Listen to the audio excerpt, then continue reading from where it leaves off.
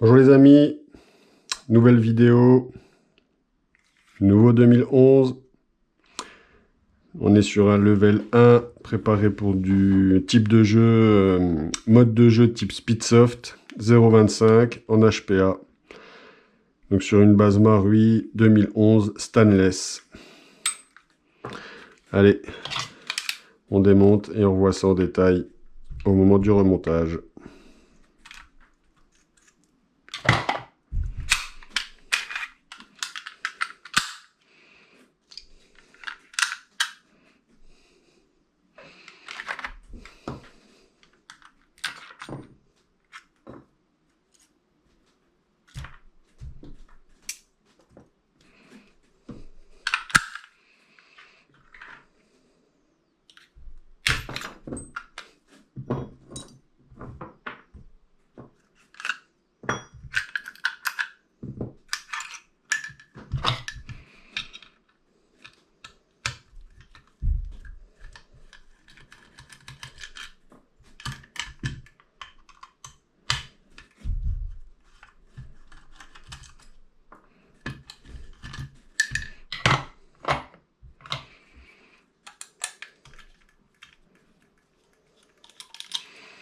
Alors donc je rappelle, hein, sur la frame, au niveau du level 1, sur la frame, on est full origine Marui. Hein.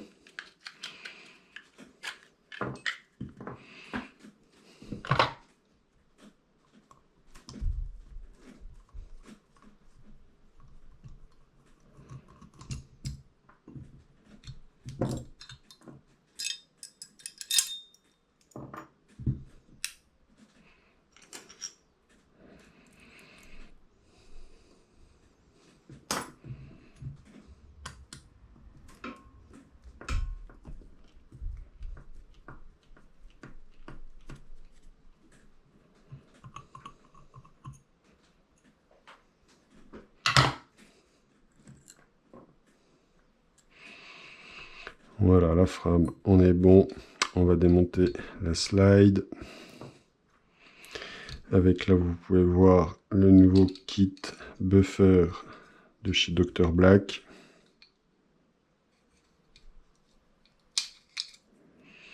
Très efficace, très efficace pour les configs, type de jeu, Speedsoft, CQB.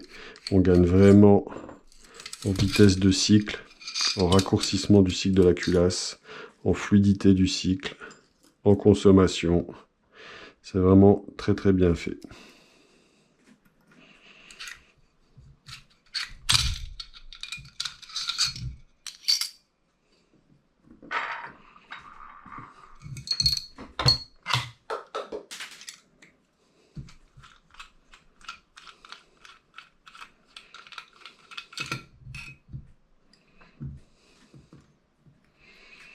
Voilà. Alors on va remonter d'abord ce qui est tout d'origine, hein, le Marui. Donc le grip, le trigger. Là, je ne vais pas revenir sur les pièces, sauf sur ce qui peut représenter un éventuel problème chez Marui. Donc là notamment le trigger bar, quand vous le manipulez, attention, il est très souple, il se déforme très facilement. Ça met l'action du trigger en vrac très facilement. La frame, donc on est sur une 3,9 pouces, c'est pas une frame Advance. J'y ai mis l'oreille tactique, donc fournie par Marui. Alors le problème du stainless, j'ai déjà dit, hein, c'est la peinture, hein, qui est très jolie d'origine, un beau gris métal, on va dire, mais qui malheureusement va vite passer pour laisser place à la couleur du Zamac en dessous. Ça c'est le défaut du stainless, hein, surtout les pièces de contrôle. Hein. Disconnecteur, cire d'entraînement du marteau, tout ça, on est sur de l'origine. Le client pourra revenir dessus plus tard s'il le désire, histoire d'améliorer les performances du trigger et de la réactivité surtout, hein. Surtout du trigger. Je rappelle, sur les level 2, je fais un gros travail sur le trigger. Du coup, ce dernier devient beaucoup plus court, plus léger, plus réactif.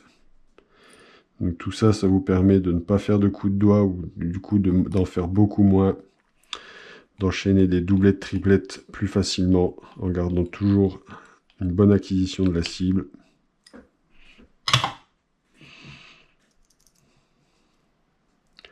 Moins vous faites de coups de doigt, plus votre trigger est sensible et léger et court, moins vous allez faire de coups de doigt, plus vous allez être précis, hein, forcément. Le percuteur.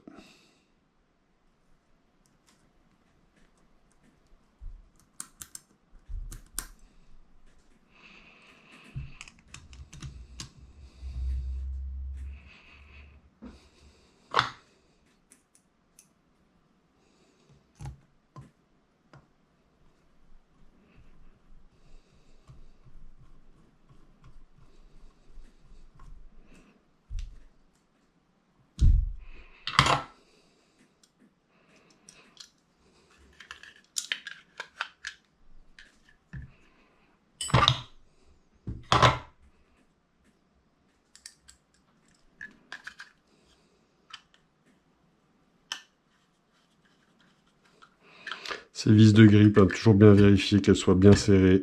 Il y a du frein filé dessus, mais ça peut toujours se dévisser un petit peu. Alors sur les types de config comme ça, speed, où il n'y a quasiment pas de kick, pas de recul, ça se dévisse quand même moins facilement. Maintenant sur les répliques type gaz, c'est vraiment à surveiller.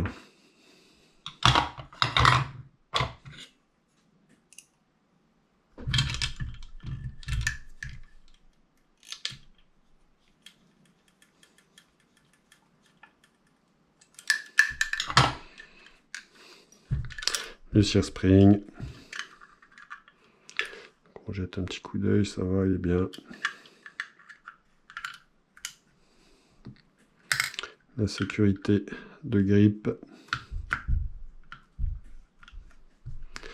Le hammer housing.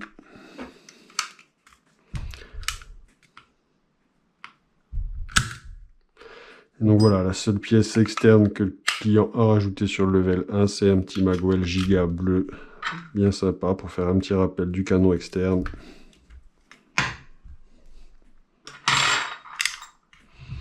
Le safety spring plugger, donc le ressort entre le slide stop et la sécurité de pouce.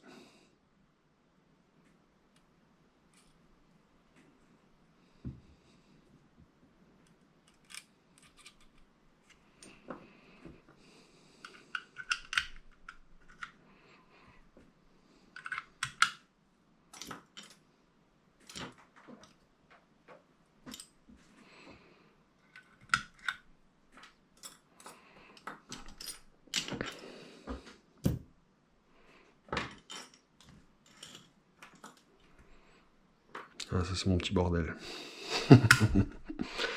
Voilà, la frame est remontée, on est sur une frame donc full origine Marui. La culasse, pardon, une type 850 biton, silver et verte. Voilà, donc le silver ici est très très fragile, hein. Je vais te mettre du papier à poncer spécifique pour ce silver type brossé. Si jamais tu as des petites rayes, tu passes ton papier à brosser dans le sens, ton papier à poncer dans le sens du brossage et tu effaceras toutes les micro-rayes, hein. Voilà. On est sur une mire arrière Marui et la mire avant Marui. BBH en aluminium, nozzle longue version, ressort de nozzle renforcé.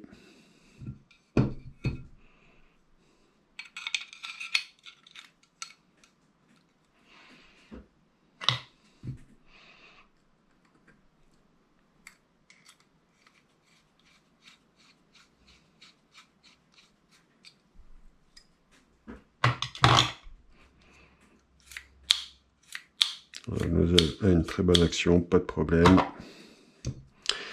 Canon externe, donc on est sur une nouveauté 2024, le Geom de chez Dr Black. Hein. Bleu aqua, pas de vis 11 mm pour le traceur.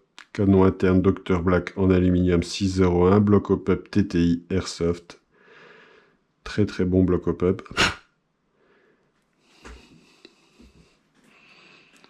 Une petite crasse là. Un petit peu, je vois qu'il y a un petit peu de silicone ici là. On va toujours s'assurer que votre joint au pup est bien sec. Hein. S'il est siliconé, l'effet au pup est mort et il n'y a plus d'effet Magnus qui tienne.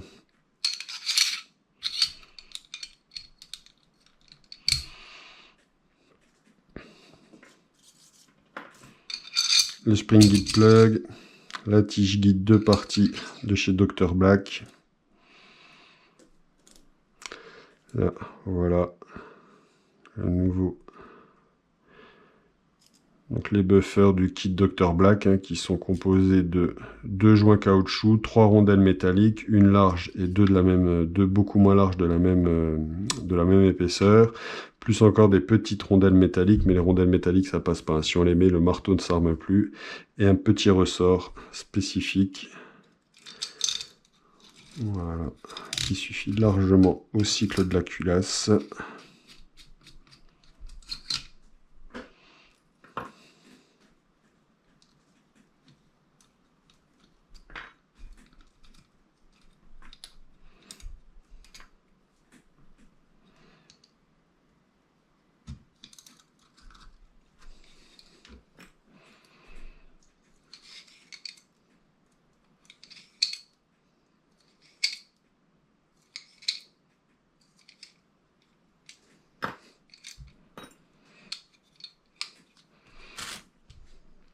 Voilà pour la culasse qui est remontée. On va lubrifier un petit peu tout ça. Huile Soloniac, hein, de chez Decathlon. J'ai fait une vidéo, hein, sur la page YouTube là, sur laquelle vous êtes. Entretien d'un custom 3e level 3 et entretien d'une culasse. Hein, vous pouvez y retrouver toutes les huiles que j'utilise, tout ce que je conseille, des petites astuces pour entretenir votre culasse et votre PA complet. N'hésitez pas, hein, à les consulter, n'hésitez pas à entretenir votre PA, c'est pas du PA de série, c'est pas du PA d'usine, hein, ça demande un entretien un petit peu plus poussé qu'un PA qui sort comme ça de chez le fabricant. Ça c'est normal, c'est la vis du hop-up qui gêne. Et le slide stop. Donc là, on voit que ça dépasse ici, hein. Qu'est-ce qui se passe? C'est ma vis de hop-up ici qui n'est pas resserrée. Donc le nozzle ne peut pas rentrer, la vis du bloc hop-up, hein, donc le nozzle ne peut pas rentrer dans le bloc hop-up correctement. Du coup, la culasse s'arrête avant. Et ça dépasse. Et là, voilà, ça ne dépasse plus, hein. Donc le custom est réglé pour de la 0,25, hein, je l'ai réglé ce matin. Là on va lui faire un petit test, un passage chronie, et je pourrai te poster le custom ce jour, comme prévu. Tac.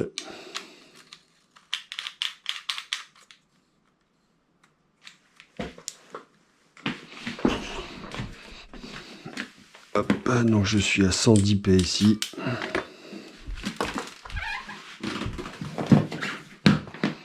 Là, on doit être en dessous de 1 joule 1.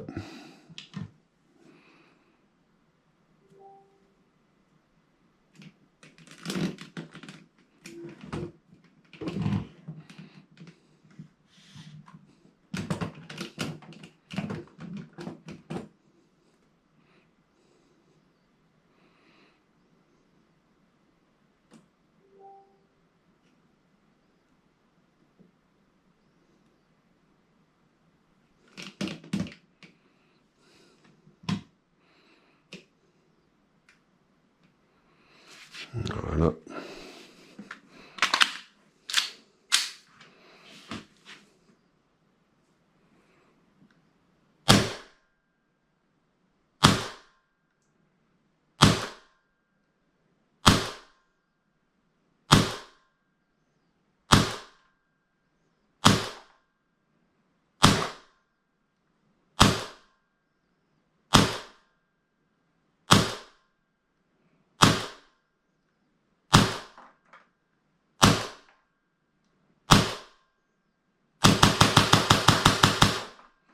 Voilà, donc on était toujours en dessous du 1 joule 1, on est à 355 billes par minute, hein, donc on est bien, hein. Le chronie est plus ou moins stable, hein, on est sur 308, 308, 306, 306, 303, 304, 305, 302, 304, 302, 302, 305, 303, 301. Des petites variations qui sont peut-être dues au réglage de mon hop-up, il faudra peut-être le peaufiner un petit peu, il y avait un petit peu de vent ce matin. J'ai peut-être mal réglé le hop-up, mais franchement, le taf est fait à 95%. Hein, là, il n'y a vraiment plus grand-chose à peaufiner. Hein. On va mettre quelques traçantes.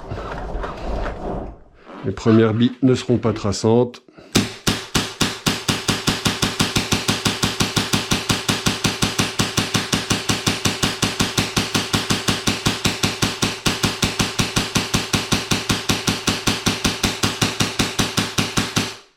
donc ça cycle très très bien, ça va très très vite.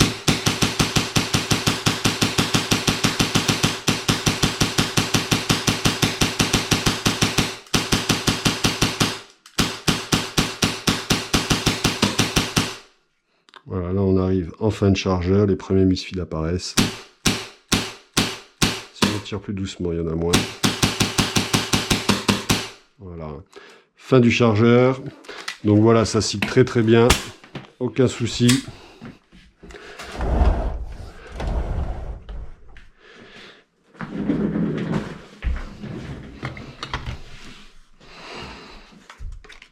Voilà, donc là on était à 1,05 joules à la 0,25 à 110 PSI. Donc si vraiment tes limites, tu sens que tes limites les 1,05, tu peux baisser à 105, 100 PSI sans problème. Hein.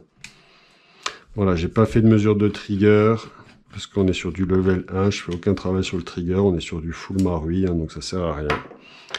Voilà les amis, je vous remercie d'avoir suivi cette vidéo aussi et je vous dis à très bientôt pour une prochaine. Ciao ciao, bisous.